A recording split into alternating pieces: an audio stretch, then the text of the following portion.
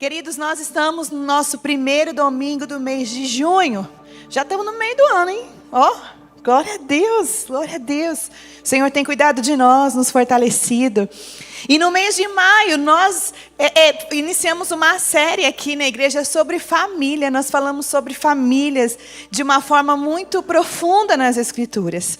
E hoje, mesmo sendo o primeiro domingo de junho, nós vamos encerrar a nossa série sobre família. E nós vamos falar sobre família. Vamos fazer o nosso último capítulo dessa série, que tem abençoado com certeza a sua vida, assim como tem abençoado a minha também. Amém? E hoje, como sendo o primeiro domingo do mês, nós aqui na igreja fazemos o Vision Day, que é o dia onde nós nos relembramos da nossa visão como igreja. A nossa visão e missão como igreja é anunciar o convite da salvação.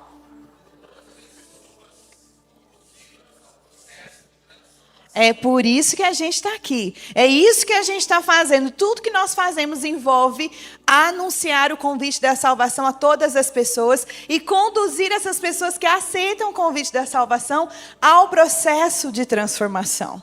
Faz parte do processo de transformação entendermos qual é o propósito da família.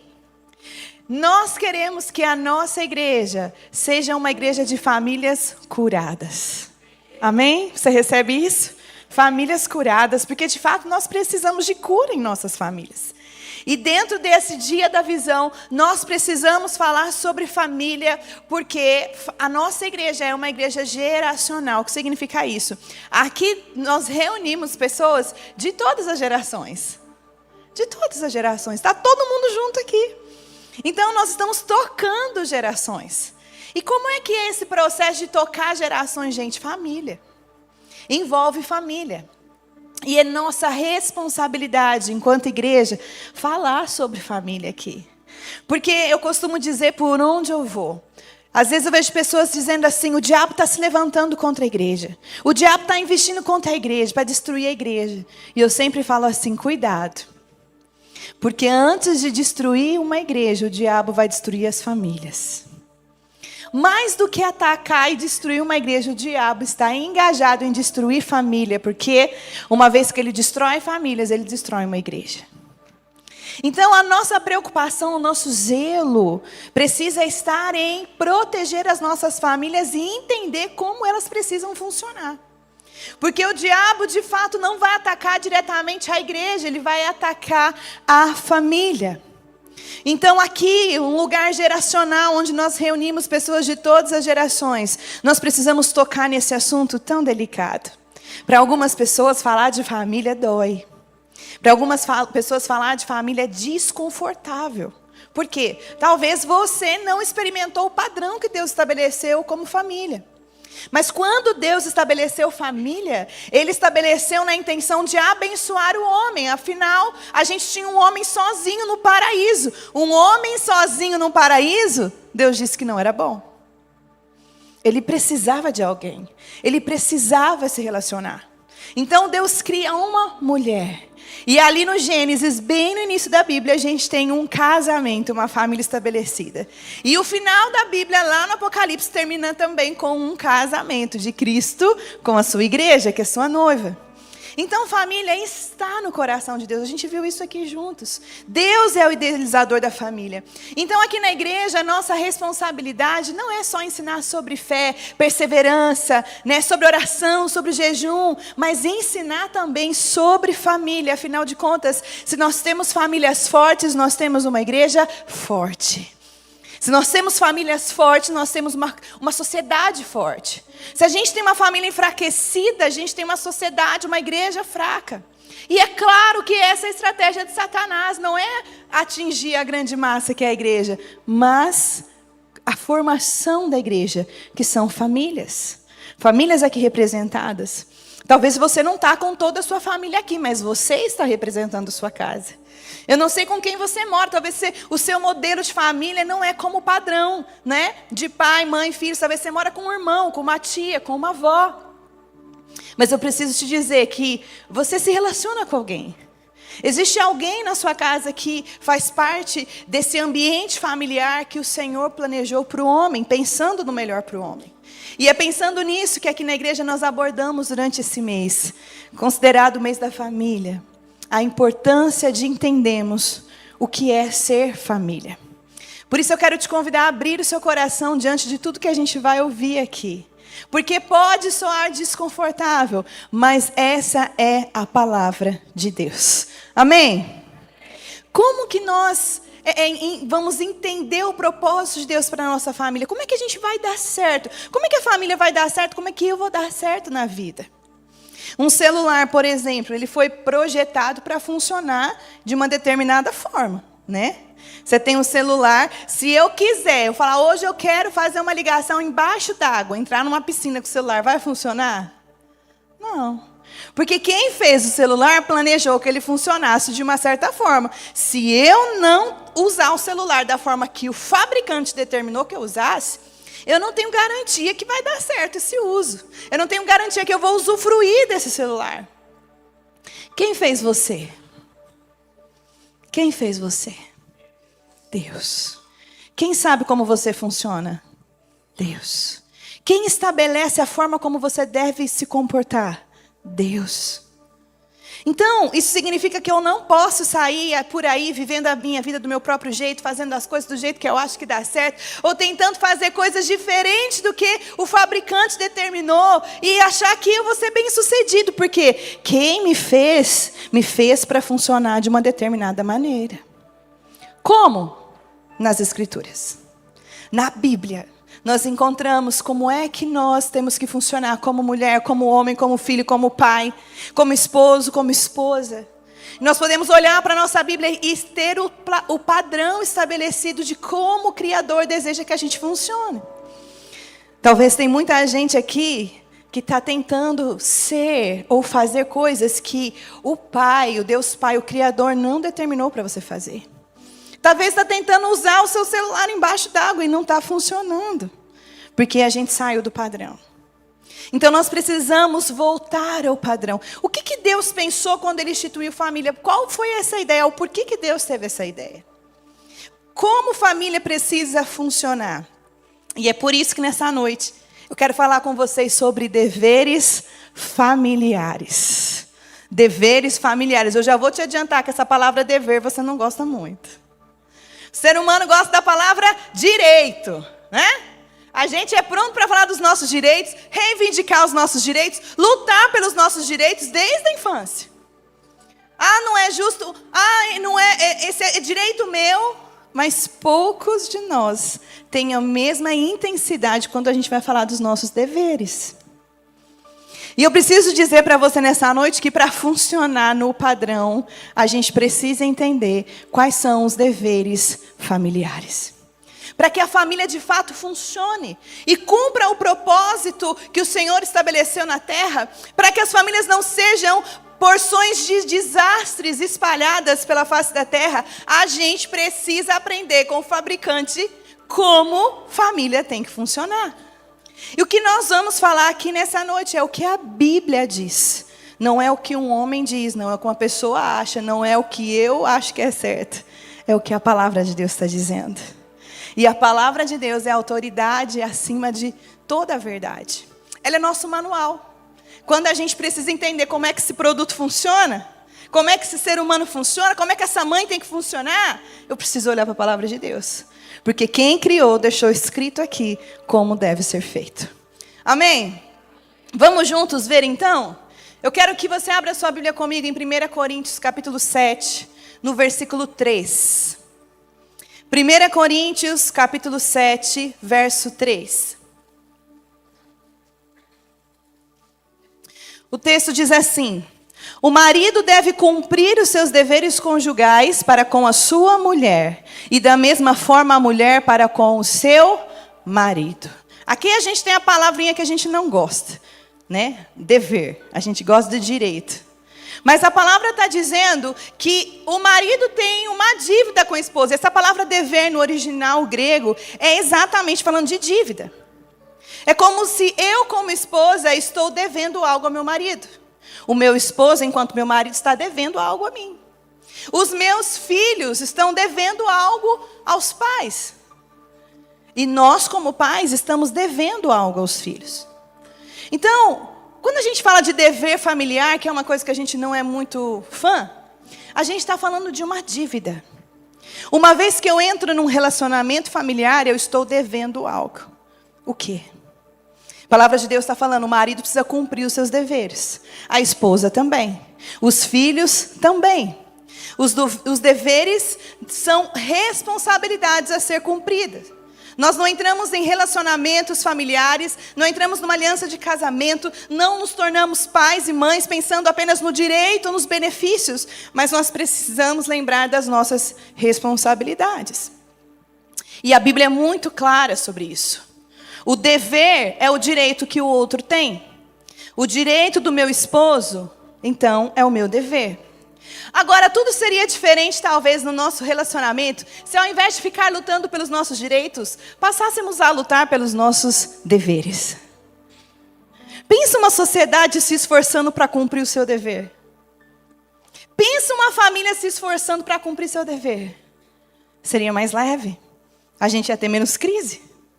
Então, diante da apresentação dos deveres nessa noite, eu quero que você receba com o coração correto. Como é que eu recebo com o coração correto? Entendendo o que Deus está falando comigo. Eu foco em mim mesmo. Porque a tendência nossa, como ser humano, é ouvir uma coisa e fazer assim logo, né? Você está ouvindo, né? Abrir o guarda-chuva e deixar cair para o outro. Ah, é para você. Só que Jesus já nos alertou disso, porque um dia ele disse assim, ó, você toma cuidado de tentar tirar o cisco do olho do seu irmão quando tem uma trave no seu. Toma cuidado de tentar tirar o cisco do olho do seu próximo se tem um tronco no seu e você não está vendo. Jesus já está falando assim, ó, vocês têm a tendência de olhar o problema do outro, o erro do outro e nunca o seu. Talvez essa seja a grande crise nos nossos relacionamentos. A gente está colocando o outro como foco. Porque ele não faz, porque ela não faz, porque ele fez demais, porque ela fez demais, porque ela falou, porque ele não cumpriu. E a gente vai condicionando a nossa obediência à palavra de Deus à obediência do outro. Se o meu marido não faz, então também não vou fazer, ele não está fazendo. Por que eu não sou uma esposa segundo as Escrituras? Porque o meu marido também não é um marido. E nesse jogo de ficar condicionando a sua obediência à palavra de Deus pela obediência do outro, pode ser que você nunca venha obedecer à palavra de Deus. Porque princípio é princípio. Independente se quem está do teu lado, aliançado com você, está cumprindo, você tem que cumprir. E a mudança que você precisa na sua casa, ela começa em você. A mudança que você precisa no seu casamento, ela começa em você. A mudança que você precisa nos seus filhos, ela começa em você. Por isso que Jesus fala assim, ó, para de olhar no cisco do olho do outro. Você pode dizer com amor para quem está do seu lado assim, para de olhar no cisco do olho. Fala sorrindo, tá? Para de olhar no cisco do olho do outro. Essa é uma tendência natural, a gente tem que lutar contra. É natural, esse tipo de atitude nos prejudica em qualquer esfera de relacionamento. A gente vai ter problemas se a gente ficar assim. Eu preciso olhar para mim. Quem sou eu? Porque eu vou dizer uma coisa. Se eu me concentrar em mim, no que eu tenho que mudar, eu já tenho coisa para fazer o resto da minha vida. Eu tenho coisa para fazer o resto da minha vida. Não sobra tempo para acusar quem está do meu lado. Amém? Vamos falar de dever, então? Com alegria? Quando o Senhor nos expõe, quando Ele põe em luz as trevas, quando Ele... Talvez muitos de vocês vão ouvir e falar assim, estou errando aqui. Toda vez que Jesus nos mostra onde a gente está errando, é porque Ele está com restauração para nós lá naquela área.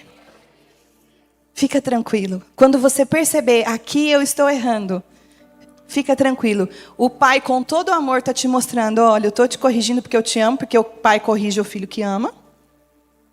E eu estou te mostrando isso porque eu tenho restauração para você.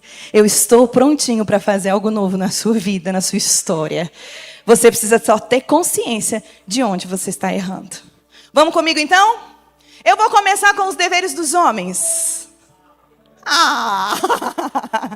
Apertem os cintos, meus irmãos. Porque nós vamos falar sobre o que a Bíblia diz, sobre quais são os deveres familiares dos homens. E eu quero começar com o primeiro dever, que é autoridade e governo. Ufa, vocês gostaram dessa frase? Autoridade e governo. 1 Coríntios capítulo 11, versículo 3. 1 Coríntios capítulo 11, verso 3 diz: mas eu quero que saibais que Cristo é a cabeça de todo varão, e o varão a cabeça da mulher, e Deus a cabeça de Cristo. Quando Paulo usa essa expressão a cabeça, ele não está falando de um órgão. Ele está falando de uma hierarquia, de um sistema de governo. E Paulo está falando assim, ó, Jesus está debaixo da autoridade de Deus. Porque Jesus está debaixo da autoridade de Deus, Jesus tem autoridade sobre todo homem. E todo homem, por estar debaixo da autoridade de Cristo, ele é o cabeça e tem autoridade sobre a mulher. Agora, a Bíblia não está falando que todo homem é o cabeça sobre toda mulher, mas cada esposo é cabeça sobre a sua esposa. Amém? Ai, pastora, mas não funcionou assim na minha história, não funcionou na minha... Eu estou falando do padrão. Foi assim que o Senhor determinou. É assim que as coisas deveriam fluir, porque quando Deus criou homem, sexo masculino, Ele criou e Ele capacitou para que esse homem seja a autoridade onde ele está e tenha governo sobre si. O homem é cabeça da mulher. A palavra de Deus fala que a mesma autoridade que Cristo tem sobre a igreja é a autoridade que o homem exerce sobre a mulher. A mesma autoridade que Cristo tem sobre a igreja é a autoridade que o marido exerce sobre a sua esposa.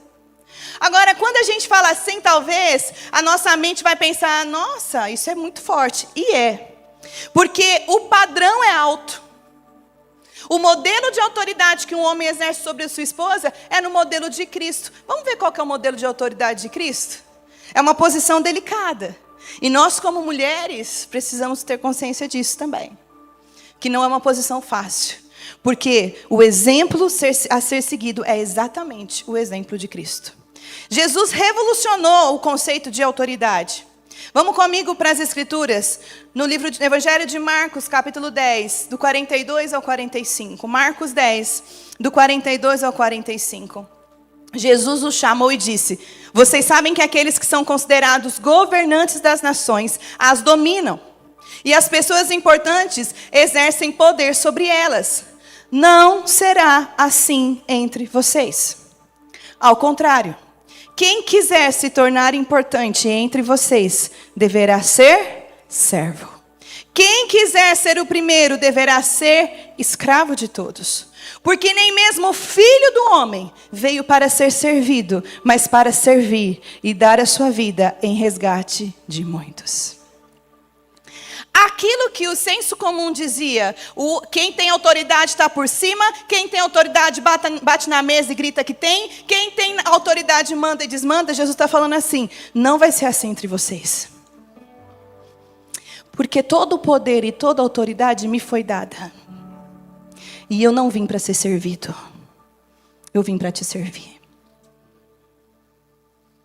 No modelo de autoridade de Cristo, o marido é o que serve. É o que serve. Porque ele transformou, ele revolucionou o conceito. Jesus está dizendo, esse lugar que o homem ocupa como cabeça do seu lar, não é para erguer a voz, não é para bater na mesa e gritar, não é para dizer quem manda aqui sou eu, não é para fazer com que numa casa todo mundo viva em minha função, mas esse lugar é para dizer, eu sou o servo de vocês.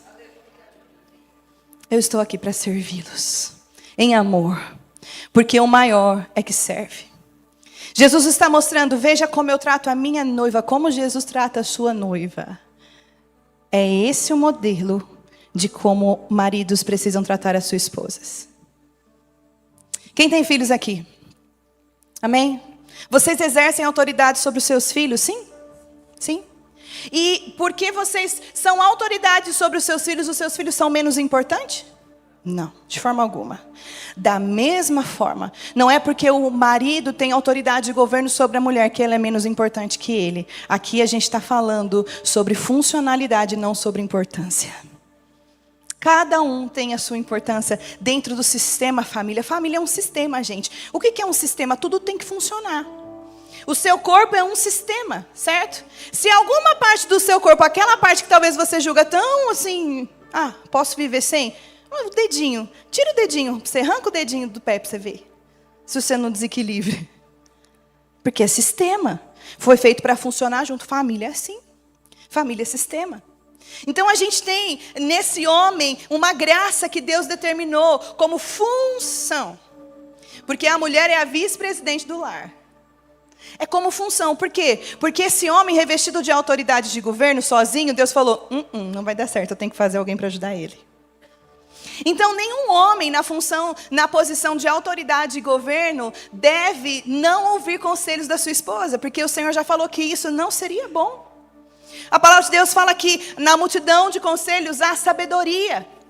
Então, há uma necessidade, de como autoridade e governo, dele dar a última palavra. Sim, a última palavra é do homem, mas biblicamente, ele ouve sua esposa. Nenhum marido em sã consciência ousaria tomar decisões sem o consentimento da sua esposa. Porque somos uma equipe, somos um lar. Então a gente conversa, a gente chega num raciocínio lógico, mas a última palavra é do homem. Por quê? Porque a responsabilidade de prestação de conta das decisões sobre uma casa está no homem. Diante de Deus, ele prestará contas. Amém? Então, cabe ao homem um nível de autoridade o quê? Sensível. Onde caiba a participação da sua esposa, porque não é bom o homem decidir só. Onde caiba a participação da sua família, afinal de contas, ele não vai sozinho para lugar nenhum. Todas as decisões que ele toma influencia toda uma casa, influencia filhos, influencia uma geração toda. Então, nós precisamos do auxílio de Jesus na vida dos homens para reproduzir o padrão de autoridade dentro do lar. Amém? Segundo dever dos homens, amar como Cristo amou a igreja. Efésios capítulo 5, versículo 25. Vós, maridos, amai a vossa mulher, como também Cristo amou a igreja e a si mesmo se entregou por ela. A régua está alta, né? Qual é o padrão de amor aqui? Não é um padrão romântico. Não é um sentimento. Esse amor não é sentimento, porque se a gente pensar no amor enquanto sentimento, a gente fica refém de algum dia esse sentimento não aparecer. Ou você está amando o tempo todo, você acorda e dorme amando. Não, talvez você acorda amando, dorme odiando, né? E aí vai. Mas amor, o amor que ele está falando não é amor, sentimento, é uma obediência. Paulo não está dizendo, olha maridos, seria bom que vocês amassem as suas esposas quando elas estiverem boazinhas. Olha maridos, seria legal se vocês amassem as suas esposas de vez em quando. É imperativo, amai as vossas esposas como Cristo amou a sua igreja. Uma ordem a ser obedecida. Não é um sentimento que a gente procura, é uma ordem que a gente obedece. Eu vou te dizer o porquê disso. Porque há 2000 anos atrás, o Senhor Jesus, Deus amou o mundo de tal maneira que pendurou o seu único filho no madeiro, numa cruz, assumindo o nosso pecado. Ele nos amou de tal maneira que ele morreu numa cruz por mim e por você. Agora, deixa eu te dizer uma coisa. Hoje você está aqui bonito, cheiroso, crente, olhando para mim, dando glória a Deus, aleluia. Mas quando Jesus te amou e morreu por você, você era inimigo dele.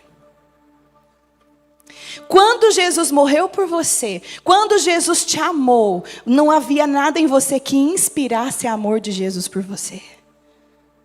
A Bíblia fala que nós éramos inimigos. Você o odiava. E mesmo assim, Ele te amou. E sabe o que foi que aconteceu? Esse amor tão grande que Ele derramou sobre a sua vida, fez com que você um dia o amasse também.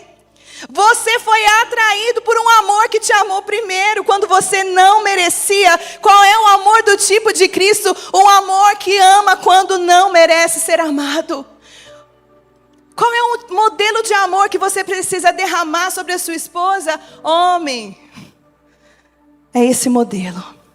Porque amar quem merece é fácil. Mas quando nós derramamos amor sobre alguém que não está merecendo, nós vamos inspirar essa pessoa a mudar e nos amar de volta. Lá em casa é assim, não é todo dia que eu mereço o amor do meu marido. Tem dia que eu mereço nada, né, amor? Tá bom, não precisa falar mais nada. Aí já tá bom. Mas quando eu não mereço amor, eu tô toda TPM, estressadinha, bravinha com todo mundo lá em casa. E ele vem e derrama amor sobre mim, quando nem eu mesmo estou me amando, ele quebra minhas duas pernas junto. Eu não tenho mais coragem de brigar com ele, porque eu não merecia. Eu merecia que ele virasse a cara comigo. Mas ele veio e derramou amor. Ele veio e me abraçou. Ele veio e me ajudou. Ele veio e lavou a louça. Quebrou minhas pernas.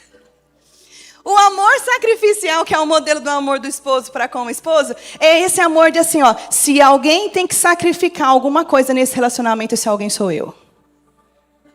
Se alguém tem que fazer sacrifício para essa família dar certo, esse alguém sou eu. Se alguém tem que pagar um preço para essa família continuar unida, esse alguém sou eu. Porque foi isso que Jesus fez por nós. Se alguém tem que pagar um preço para que a humanidade volte para a presença de Deus Pai, esse alguém sou eu. Eu vou lá. Amém? Amém, irmãos? Está ficando alto o padrão para vocês, queridos. Que bom que o Senhor pensou em tudo isso e deu uma auxiliadora para vocês. Porque ia ser difícil sozinho. Maridos em crise falam assim, ó, eu sinto que eu não amo mais a minha mulher. O amor não é sentimento. Esposas, amor não é um sentimento. Vai ter dia que você vai acordar e você não vai estar amando. Mas você obedece. Amor é uma obediência. É uma decisão.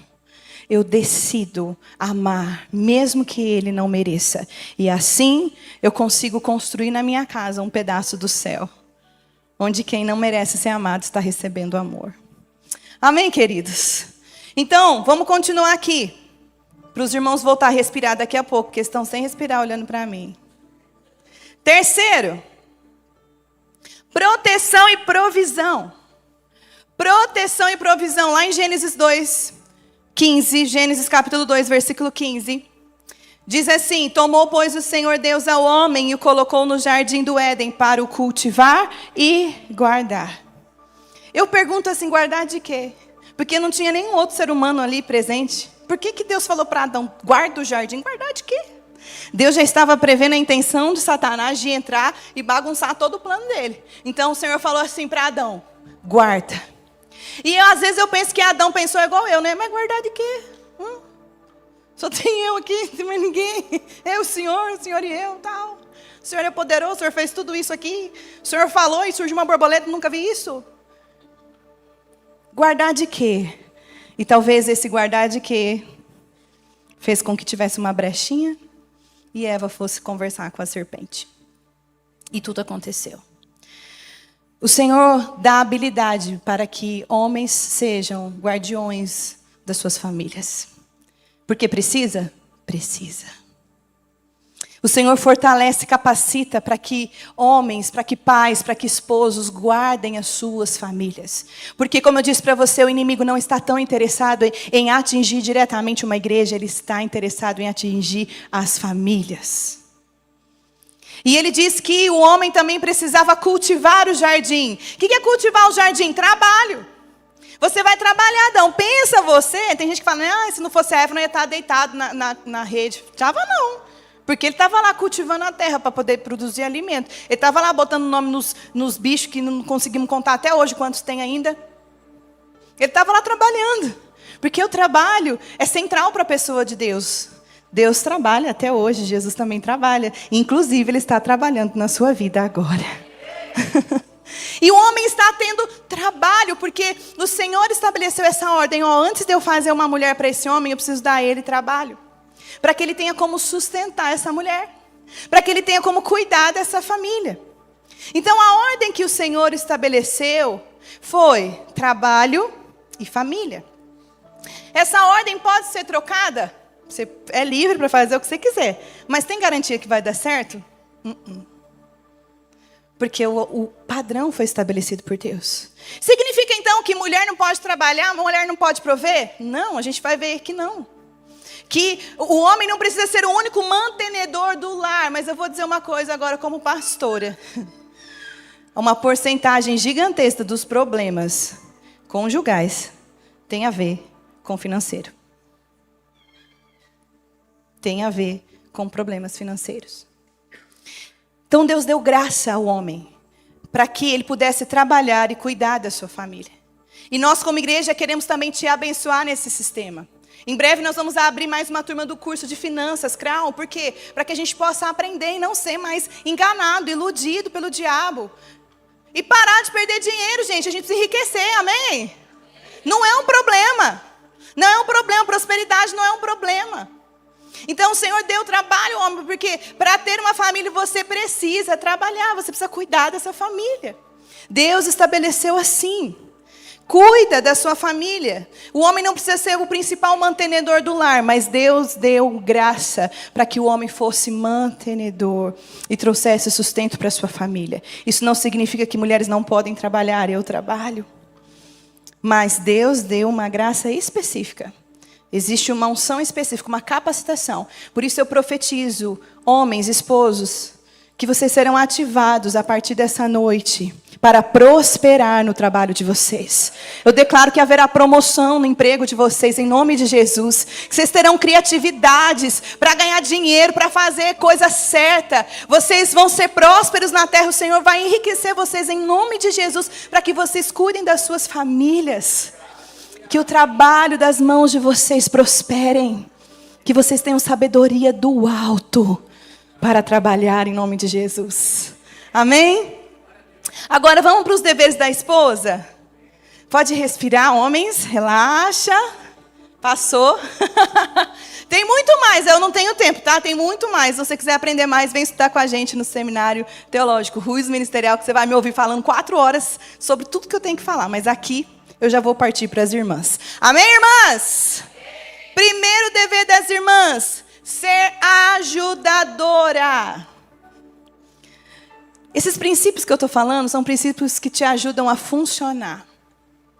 Pastora, mas eu não sou casada.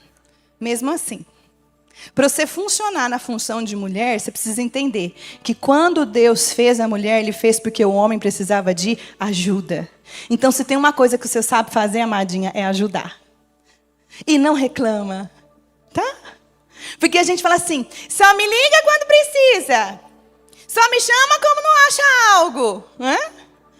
Só lembra de mim porque o Senhor te fez para ajudar.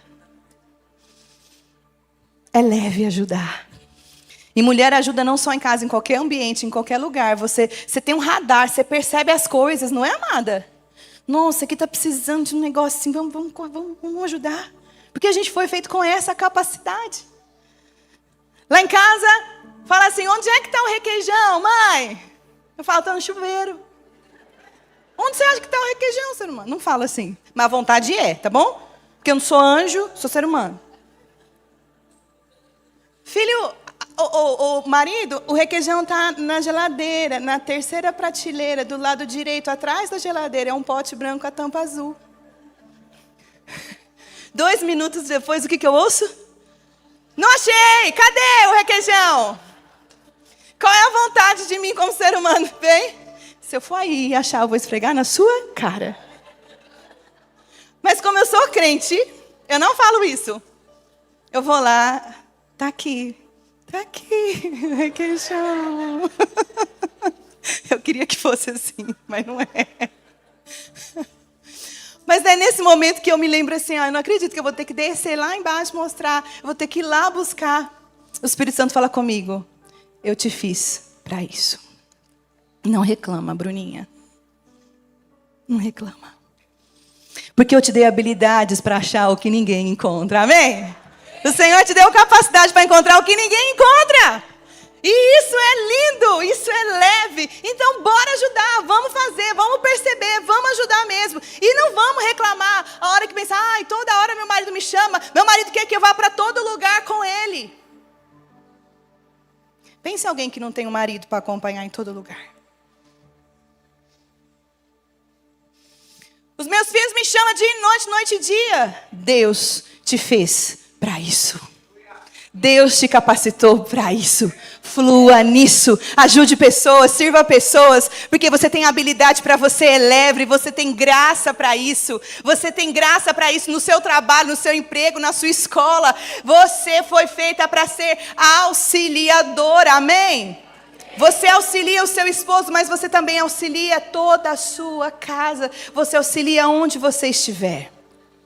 Então não reclame sobre isso. Gênesis 2:18 diz: disse mais o Senhor Deus, não é bom que o homem esteja só. Far-lhe-ei uma auxiliadora que lhe seja idônea. Essa palavra idônea significa capaz, apta, correspondente. Deus me deu a habilidade para ocupar esse lugar, sensibilidade, percepção de ambiente. E gente, ser auxiliador é uma bênção. É tão leve lá em casa não ter que tomar decisões difíceis. Eu preciso ajudá-lo. Mas quando eu olho que ele tem que tomar uma decisão difícil como homem, eu falo, Senhor, ajuda ele. Precisamos permitir que o Espírito Santo sare o nosso coração. Porque alguma coisa na história apontou que para nós que ser auxiliadora é ser pouca coisa. Não é. Não é. Ser auxiliadora é um lugar que me cabe. Porque é a auxiliadora que edifica a casa. Não é o homem, é a esposa. A mulher sábia que edifica, a tola que destrói. Então, ser auxiliadora não é simples assim. Eu preciso do Espírito Santo. Porque a mesma expressão no original, nos textos originais da Bíblia, usada para descrever a mulher como auxiliadora, foi usada para descrever o Espírito Santo, ajudador. Nós temos a mesma função, o mesmo papel que o Espírito Santo. Eu vou dizer para você com todo o meu amor, o Espírito Santo não grita.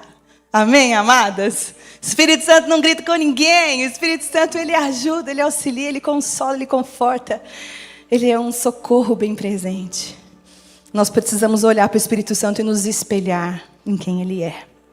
Segundo dever da mulher, submissão. E eu não tenho medo dessa palavra. Amém? Talvez você precise de cura nessa área também. Submissão. Porque submissão é um lugar que nos cabe. Submissão é leve para nós. Efésios 5:22. A palavra de Deus diz: as mulheres sejam submissas ao seu próprio marido como ao Senhor. O padrão aqui também é ao Senhor. Logo, quando eu percebo mulheres com problemas de submissão, que não concordam que precisam se submeter aos seus maridos, eu percebo que o problema dela não é com o seu marido, mas com o Senhor. Porque a gente se submete ao nosso marido como nos submetemos ao Senhor. Então, se eu não consigo me submeter ao meu esposo, eu tenho um problema na minha submissão com o Senhor. Afinal de contas, ele é o fabricante. Ele falou, vai ser leve para você. Você vai viver uma vida feliz e tranquila se você for submissa. Agora, submissão não é anulação.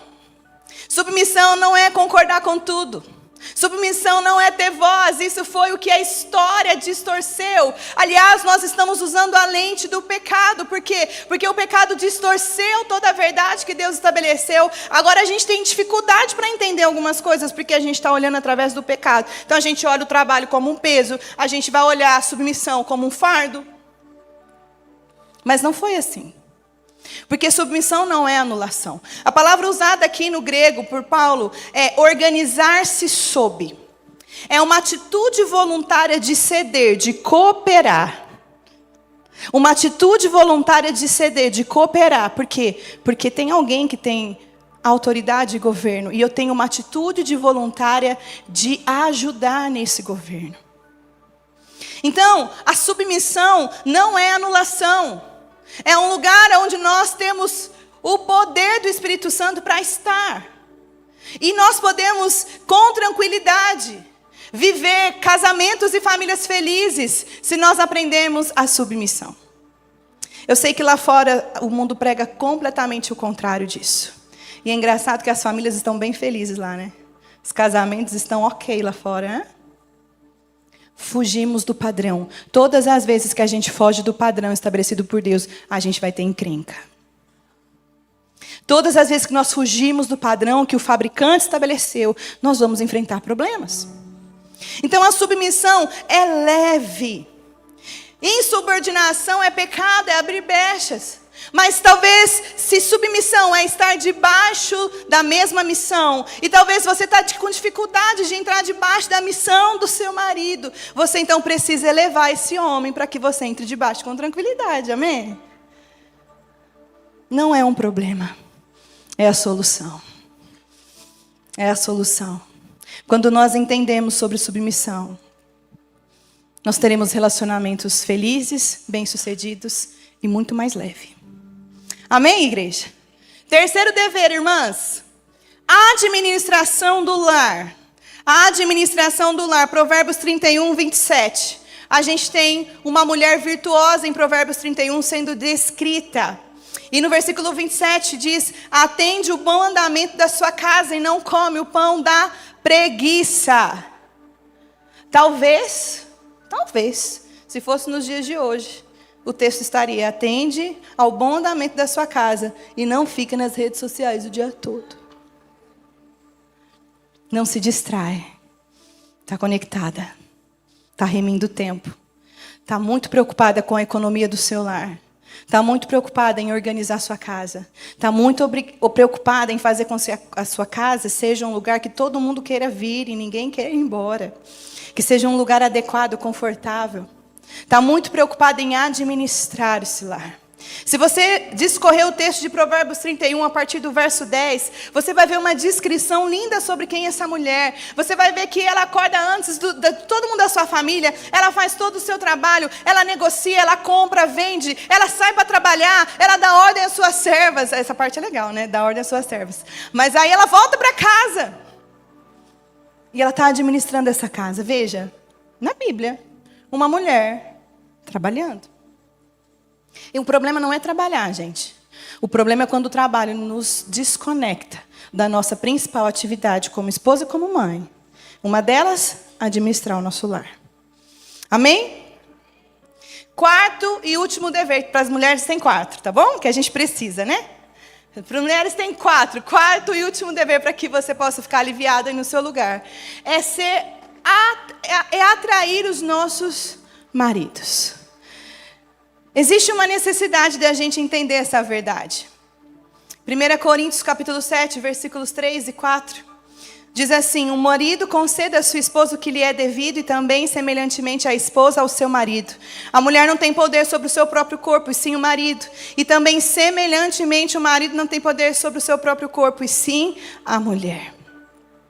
Queridas irmãs, há uma necessidade de conquistarmos os maridos todos os dias. Amém? Porque às vezes a gente casa, a gente abandona, né? Abandona. Fica o dia todo com a camiseta do vereador que perdeu, mas você ganhou a camiseta, então você tem que usar. Com o coque na cabeça. O marido chega do trabalho, você faz a janta, corre para a cama para dormir antes que ele, ou fica falando: eu estou com dor de cabeça.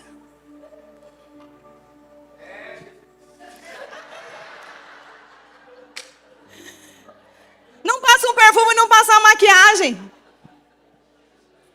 Não faz um elogio. A gente sabia que os maridos precisam ser elogiados? Porque se você não faz o elogio dentro de casa, vai ter uma enviada de Satanás lá fora que vai elogiar ele. Uma embarulhada. Queima. Eu estou falando sério, vocês estão rindo, mas é sério. Vocês estão rindo de nervoso, vamos pensar assim. Gente, não vamos negligenciar essa área, porque às vezes eu vejo as pessoas mistificando tanto. Pastora, olha pelas minhas alianças, ponho nas minhas alianças dentro do óleo, do azeite, da botija. Leva a minha aliança para Israel. Minha filha, quanto de romantismo tem nesse casamento? Porque, principalmente mulheres, a gente cobra deles. Mas quanto tem em nós? Olho no olho, toque.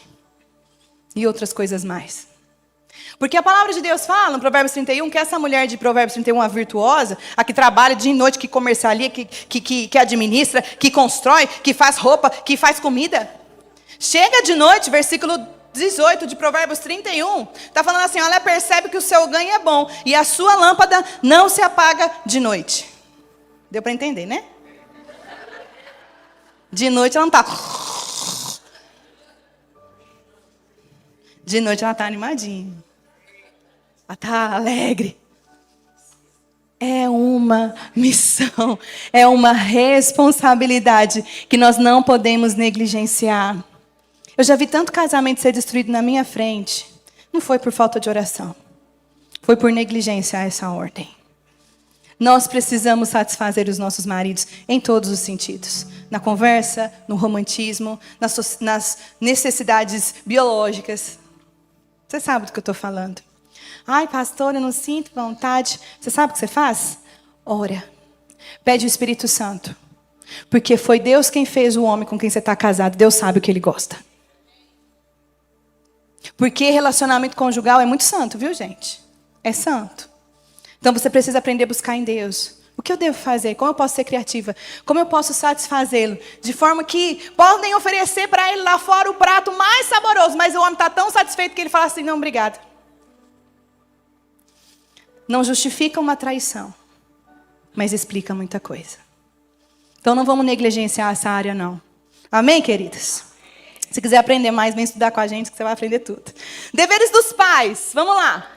Ufa, saímos dos homens e das mulheres, vocês vão ficar mais tranquilos. Agora, mais ou menos, deveres dos pais. Eu listei aqui 5 deveres dos pais que a gente encontra nas Escrituras, mas tem muito mais. O que fala os deveres dos pais para mim, para você? A nossa responsabilidade com a próxima geração. Nós não somos uma igreja geracional? Nós não estamos lidando com todas as gerações? A gente tem responsabilidade com quem está vindo depois de nós. A nossa responsabilidade não é só olhar e falar assim, os adolescentes é um bicho do mato hoje. Os adolescentes não falam com a gente. As crianças só querem tela. Porque nenhuma geração se constrói sozinha. Nenhuma geração é filho de chocadeira, gente. Uma geração gera outra. Então, se eu estou olhando o problema na próxima geração, eu preciso olhar quem está causando esse problema. No caso, a gente.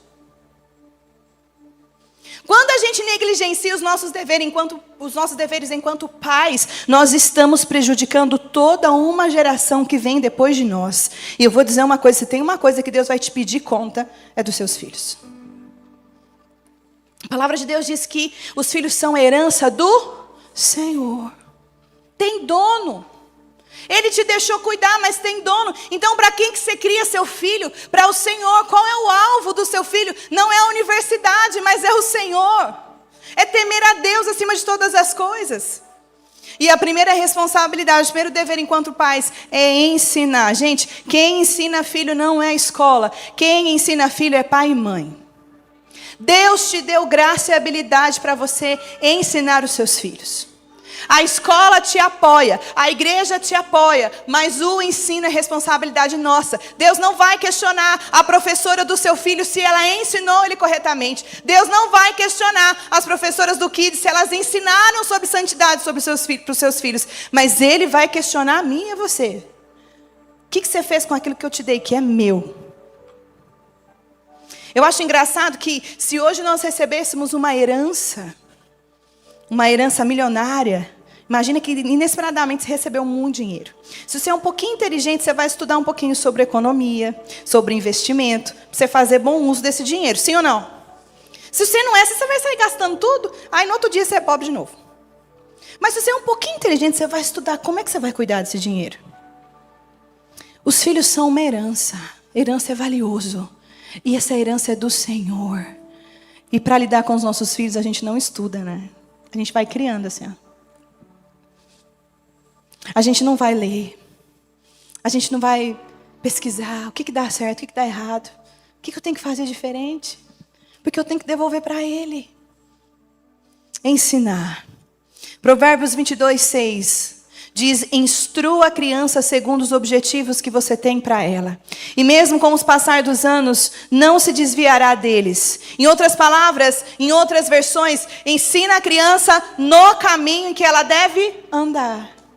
E até quando envelhecer, ela não vai se desviar. Não é o caminho, é no caminho. Não é filho, você precisa amar Jesus. É filho, eu amo tanto Jesus. Olha como eu amo Jesus. Não é filho, você tem que ir para a igreja. É filhos, vamos à igreja. Não é filho, você tem que obedecer. É o filho vendo o pai obedecendo uma ordem de Deus. É diferente. Só que quando a gente pensar nisso, a régua fica mais em cima ainda. Aí a gente fica falando. Mas quem está arrastando os nossos filhos é o nosso exemplo. Então ensine os seus filhos. Não tenha preguiça disso. Porque essa é uma responsabilidade que o Senhor vai te cobrar. Disciplinar os filhos. É uma responsabilidade dos pais, colocar limites. Eu sei que, eu acho que é uma das tarefas mais desgastantes que a gente tem, é disciplinar a filha, corrigir filho. Eu tenho, porque não é fácil. Mas a palavra de Deus diz em Provérbios 13, 24, que quem se nega a castigar o seu filho não o ama. Quem o ama não hesita em discipliná-lo. Todo o amor que eu sinto pelos meus filhos precisa ser demonstrado através dos limites que eu estabeleço para eles. Filho sem disciplina, sofre. Filho sem correção, sofre. E a palavra de Deus tem inúmeros versos que falam sobre a necessidade da gente se posicionar corrigindo os nossos filhos. Corrigir, disciplinar, porque isso mostra amor. Quantas pessoas são adultos frustrados, cheios de problemas, simplesmente porque não foram corrigidos na sua infância e não sentiram que pertenciam a alguém. Sentiram que estava assim jogado à vida. Você quer fazer, você faz, você não quer, você não faz. Estou nem aí com você. Mas quantas vezes os limites mostram o quanto nós amamos os nossos filhos? Isso é um mandamento bíblico. Outro, não irritar. Efésios 6, versículo 4. Efésios 6, 4 diz: pais, não irritem os seus filhos. Antes, criem-no segundo a instrução e o conhecimento do Senhor e o conselho do Senhor. Não podemos irritar os nossos filhos, mas criá-los na presença de Deus, obedecendo a ordem de Deus. Não provocá-los à ira, mas trazê-los para a verdade.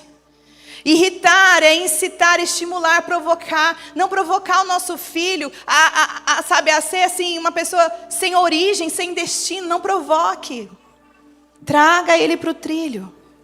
Outra função de pai e mãe é proteger os seus filhos.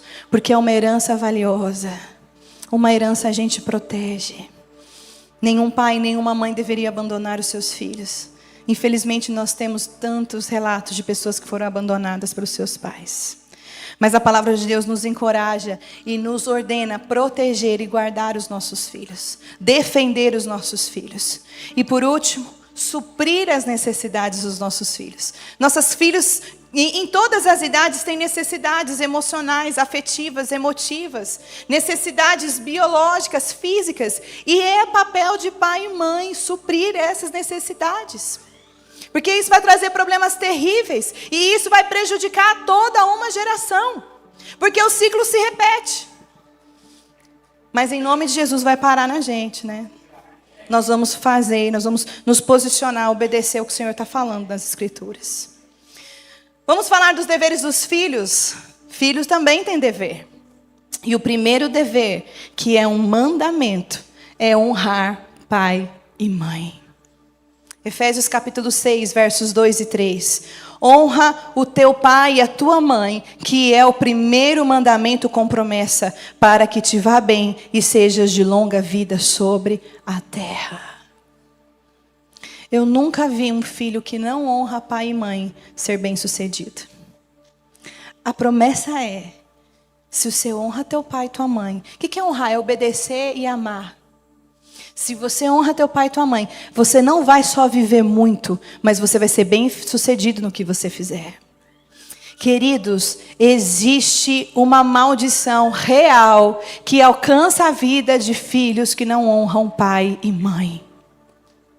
E a palavra de Deus fala que esse é o primeiro mandamento com promessa. Talvez você ainda é filho que está na casa do seu pai e sua mãe. Você precisa aprender a honrar. Não porque ele merece, mas porque é um mandamento. É um mandamento. Você precisa aprender a honrar seu pai e sua mãe para que você viva longos e felizes dias sobre a terra. Talvez você já se casou. Você continua amando e honrando os seus pais de outra maneira. Quando a gente sai da casa dos pais, quando a gente entra numa aliança matrimonial, a gente então passa para um nível de relacionamento mais profundo. Existe a necessidade de honrar, de amar, de cuidar, mas não existe mais as necessidades como, por exemplo, de obedecer. Porque, afinal de contas, agora nós estamos construindo uma própria família. E você, enquanto construtor de uma nova família, precisa ensinar os seus filhos a honrá-los. Não porque você precisa de honra, mas porque ele precisa de vida e de sucesso. Honrar pai e mãe é um princípio, gente. E a gente percebe pessoas colhendo maldição por causa disso. Sabe, não dá nada certo na vida. A pessoa não desata, não rompe. Parece que só anda para trás. Se você for lá na raiz, você vai ver que não existe honra aos pais. Que não houve obediência aos pais. Que não houve dar ouvidos aos pais. Deus estabeleceu que assim funcionasse. Amém? Dar ouvidos é outra ordem aqui nas Escrituras. Provérbios 1:8. Provérbios 1:8 diz: filho meu, ouve o ensino do seu pai, não deixes o ensino da sua mãe. Não é entrar no ouvido e sair no outro. Ai, pastora, mas a minha mãe não é crente, mas o meu pai não é crente. Não tem problema, porque o Senhor vai usar a função que Ele tem sobre a sua vida, que é ser pai e ser mãe. Ele não precisa conhecer a Bíblia para te dar os melhores conselhos. O Senhor vai usar a boca do seu pai e da sua mãe. Você precisa ouvi-los. Eles não precisam ser os mais inteligentes, eloquentes, cultos. Não precisa ser mais graduados para que você os ouça. A palavra de Deus está falando, ouve. Não importa quem eles sejam, ouça-os. Outro mandamento aqui, obediência. Eu nunca conheci um filho rebelde ser bem-sucedido. Quem planta obediência colhe bênçãos. E eu preciso te dizer uma coisa. A gente não nasce obedecendo naturalmente. Obediência se aprende. Nenhum ser humano nasce assim, espontaneamente obediente. Ah, que se fosse. Mas obediência a gente aprende, obediência a gente ensina. Colossenses 3:20 diz: filhos, em tudo obedecei aos vossos pais, porque fazer isso é agradável diante de Deus. Efésios 6:1, filhos, obedecei aos vossos pais no Senhor, porque isso é justo. Honra teu pai e tua mãe, que é o primeiro mandamento com promessa, para que te vá bem. Então, quem planta obediência, colhe bênção. Se eu não cuidar de ensinar os meus filhos a me obedecer, eles vão ter problema a vida toda. Em todos os lugares, em todas as esferas da sociedade, vai ser difícil obedecer. Agora, quando a gente ensina obediência dentro de casa, quando na vida adulta é mais fácil obedecer. Então nós precisamos entender, talvez você não foi ensinado a obedecer. E hoje você tem dificuldade de obedecer a Deus. A palavra de Deus está dizendo uma coisa, mas você não concordo. Ah, não é bem assim. Deus quer que eu seja feliz. Cuidado. Talvez te faltou obediência terrena. E você transfere essa obediência para o Pai Celestial. E é claro, não funcionando no padrão que Ele estabeleceu, não temos garantia de que vai dar certo. Amém? Filhos, honrem os seus pais. Honrem os seus pais. Último dever. Eu quero falar sobre o dever da família. O dever de toda a família é a unidade. Repete comigo, unidade. Sim. Por que unidade, pastora? Vamos comigo para Marcos capítulo 3, versículo 22. Marcos capítulo 3, versículo 22. Acompanha comigo essa leitura. E os mestres da lei que haviam descido de Jerusalém diziam: ele está possuído por Beelzebu. É pelo príncipe dos demônios que ele expulsa os demônios. O que aconteceu aqui? Jesus acabou de expulsar um demônio. Os religiosos na época estão falando assim: sabe por que ele faz isso? Porque ele é um dos demônios. Ele só tem poder dos demônios porque ele é um deles. Então Jesus o chamou e passou a ensiná-los por meio de parábolas. Como pode Satanás expulsar a Satanás? Se um reino estiver dividido contra si mesmo, não poderá subsistir. Se uma casa estiver dividida contra si mesma, não poderá subsistir. Se Satanás se levantar contra si mesmo e estiver dividido, não poderá subsistir. Chegou ao seu fim. De fato, ninguém pode entrar na casa do homem forte e levar os seus bens sem antes amarrá-lo. Só então poderá roubar a casa dele. Jesus está falando assim, em outras palavras: nem o diabo é louco de estar dividido contra si mesmo. Nem o diabo ousaria ter a sua casa dividida. Por quê? Porque uma casa dividida não resiste, não prospera, não fica de pé. Nem o diabo usaria o princípio de discordar entre si, de se dividir entre si. Nem os demônios brigam entre si. Por quê? Porque eles não são doidos de fazer isso, porque senão o reino deles não consegue alcançar o objetivo. E quantas vezes dentro da nossa casa é uma briga sem fim? Quantas vezes na nossa casa nós estamos divididos? Uma casa dividida não subsiste, ela perece. Uma casa dividida, ela não resiste, não avança. Houve uma época na história onde toda a humanidade falava uma mesma língua. Eles tiveram uma ideia brilhante. Vamos construir uma torre bem alta até o céu e a gente vai ser poderoso na terra. Todo mundo falava a mesma linguagem, estava com a mesma intenção. O que aconteceu? Eles estão construindo uma torre, a chamada Torre de Babel. A Bíblia diz que o Senhor viu aquilo, os caras estavam falando a mesma língua, eles estavam concordando entre si. E Deus falou assim, eu vou ter que fazer alguma coisa, porque como eles estão falando a mesma língua, ninguém vai impedir, eles vão conseguir fazer o que eles querem. Como eles estão em unidade, em concordância, eles vão conseguir realizar qualquer coisa que eles quiserem. Aí Deus vem e embarga a obra deles. Confunde as línguas. Um começa a falar japonês, outro começa a falar chinês. E a obra não vai para frente. Por quê? Porque não estamos falando a mesma língua. Você fala, eu entendo B. Eu preciso entender o princípio da unidade. Eu preciso falar a mesma linguagem. Eu preciso estar unido. Não importa o que aconteça, eu preciso estar unido com a minha família. Se queremos viver o modelo de família que Deus tem para nós, precisamos fortalecer a nossa unidade. Veja, não é uniformidade. Não é todo mundo pensando igual, porque nós somos diferentes. Eu e meu esposo somos completamente diferentes. Meus filhos, então, mais ainda. Mas é unidade na diversidade. Onde a gente tem pensamentos diferentes, talvez. Opiniões diferentes, por que não? Mas a gente consegue ser um. Nós estamos juntos. Eu estou junto de você e eu não largo. Pode vir o que vier, eu não largo do seu. O problema que nós vamos enfrentar junto. Eu não largo de vocês, eu não desisto de você. Nós vamos junto. E se a gente se estranhou, a gente vai perdoar, vai pedir perdão. Não demora para pedir perdão. Porque quando você demora para pedir perdão, para se consertar, você dá lugar ao diabo.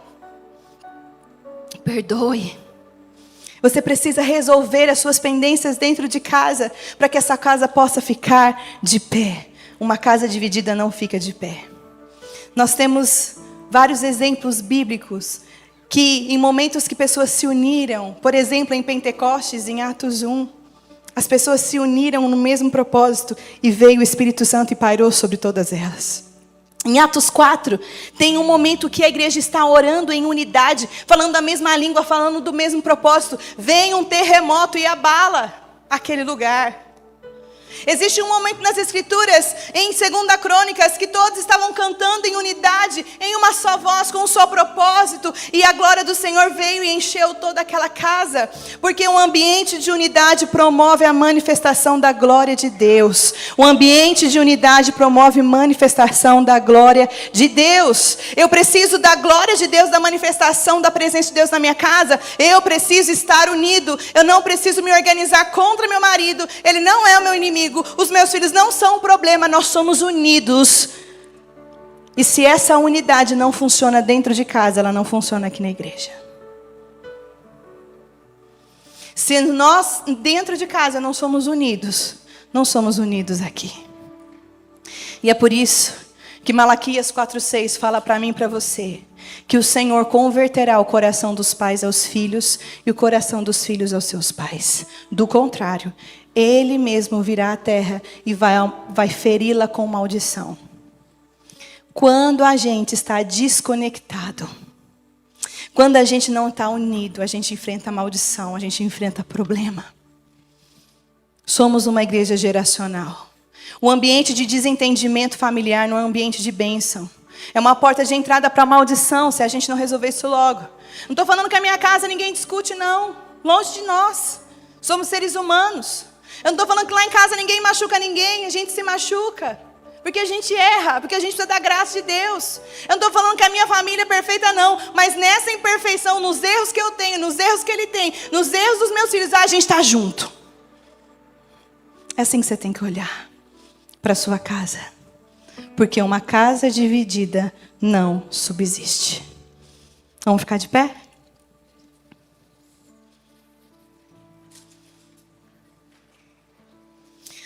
Os nossos problemas familiares, eles não afetam só a nossa família.